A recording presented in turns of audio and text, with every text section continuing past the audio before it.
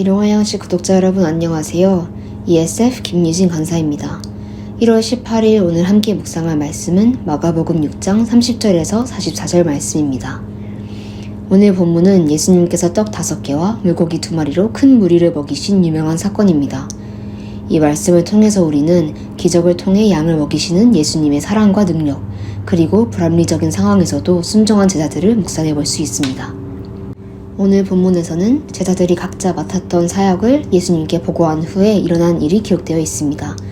먹거나 쉴 틈도 없이 사역을 하던 제자들은 예수님이 따로 쉬라고 하실 만큼 바쁜 일정을 마치고 오는 길이었습니다.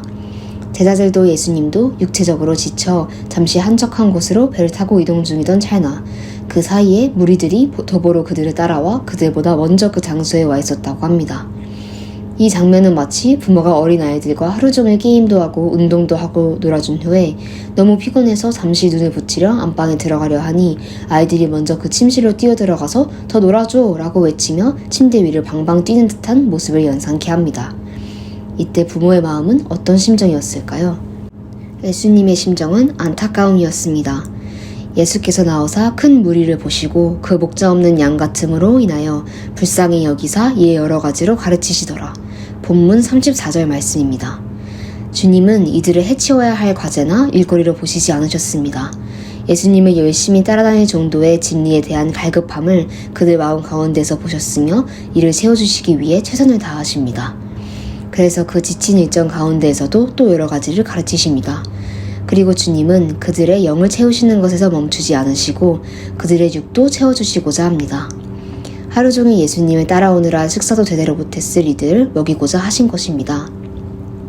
하지만 날은 저물어가고 있었고 그들이 있었던 곳은 빈들이어서 제자들은 이 무리를 촌과 마을로 보내어서 먹을 것을 사도록 하자고 예수님께 말합니다. 이때 예수님은 제자들에게 이렇게 말씀하십니다. 너희가 먹을 것을 주라. 그러자 제자들은 우리가 가서 200데나리온의 떡을 사다 먹이리이까? 라고 대답합니다. 그 정도 양의 떡을 사오는 것을 말이 되지 않는데 저희 보고 도대체 뭘 어떻게 하시라는 겁니까? 라는 반응인 것입니다. 이처럼 주님은 가끔 우리에게 말이 되지 않는 순종을 요구하실 때가 있습니다. 분명히 현실적으로, 이성적으로, 논리적으로 말이 되지 않는 일인데 주님은 그 일을 하도록 하십니다. 주님이 이런 불가능해 보이는 일을 우리에게 시키시는 이유는 주님에게 불가능이란 없기 때문입니다. 예수께서 떡 5개와 물고기 2마리를 가지사 하늘을 우러러 축사하시고 떡을 떼어 제자들에게 주어 사람들에게 나누어 주게 하시고 또 물고기 2마리도 모든 사람에게 나누심에 다 배불리 먹고 남은 떡 조각과 물고기를 12바구니에 차게 거두었으며 떡을 먹은 남자는 5,000명이었더라. 41절에서 44절 말씀입니다. 남자 5,000명, 아이와 여자 포함하면 대략 2만 명이 되는 무리를 먹이신 이 사건은 고작 떡 5개와 물고기 2마리로 시작되었습니다. 우리는 이 기적을 행하신 주님을 잘 묵상하고 기억하며 믿어야 합니다. 이 말씀이 옛날 옛적의 신기한 이야기가 아닌 내가 매일 기도하고 함께 동행하는 그 주님이 이루신 말씀임을 기억해야 합니다. 주님의 뜻은 기적을 통해서라도 이루어집니다. 말이 안 되는 일이어도 이루어집니다. 이 단순한 사실을 진실로 믿는다면 순종할 때 우리는 의심보다 행동이 더 앞서야 합니다. 제자들의 입장에서 이 기적은 어떤 의미였을까요? 떡 5개와 물고기 2마리는 성인 2명이면 먹는 분량입니다.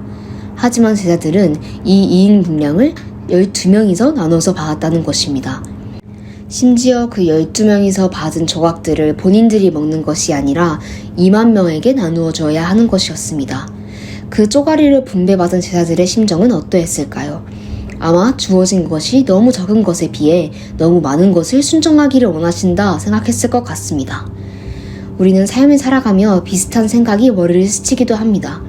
나의 현재 현실적인 상황들과 고난들, 그리고 개인적인 어려움들은 압도적으로 큰데 주님이 나에게 주신 것은 그렇게 커 보이지 않다고 생각합니다. 하지만 주님이 주신 것은 항상 충분합니다. 내가 받은 은혜, 사랑 또는 축복이 별로 크지 않다고 여겨질 때 내가 순종해야 할 일들은 말이 되지 않을 정도로 크게 느껴집니다. 하지만 주님은 항상 충분하십니다. 오히려 오늘의 말씀에서처럼 모든 일을 배불리 먹이고 나서도 12바구니가 남았듯이 차고도 넘칩니다. 주님이 충분하시다는 이 사실을 참으로 믿게 되었을 때 어떻게는 중요해지지 않고 오직 순종이 중요해집니다.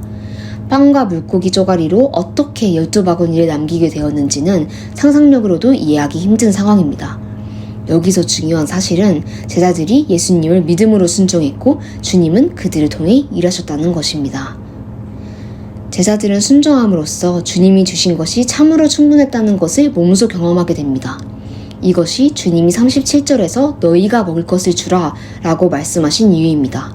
주님에게 그 능력이 있었기에 그가 직접 나누어 주실 수 있었지만 제자들에게 너희가 먹이라 라고 말씀하십니다. 너희가 나가서 직접 나의 능력을 체험해 너희가 그들을 직접 먹여줘. 너희가 이제 길 잃은 그들의 목자가 되어줘 라고 말씀하시는 것입니다. 내가 가진 것이 너무 보잘것없어 보여도 이 주신 은혜가 한없이 부족하게 느껴지더라도 이 유명한 오병이어 사건을 떠올리며 전능하신 하나님을 기억하시기를 바랍니다. 주님이 몸소 그 사랑과 능력이 얼마나 큰지 직접 보여주셨으니 우리는 그저 그의 길을 믿고 따르며 순종하기를 소망합니다. 일용할 양식 구독자 여러분, 오늘 하루 순종함으로 기적을 경험하는 하루 되시길 소망합니다. 주님은 우리를 결코 길 잃은 양처럼 두시지 않으신다는 것과 작은 순종이 큰 기적의 시작임을 기억하시기를 소망합니다.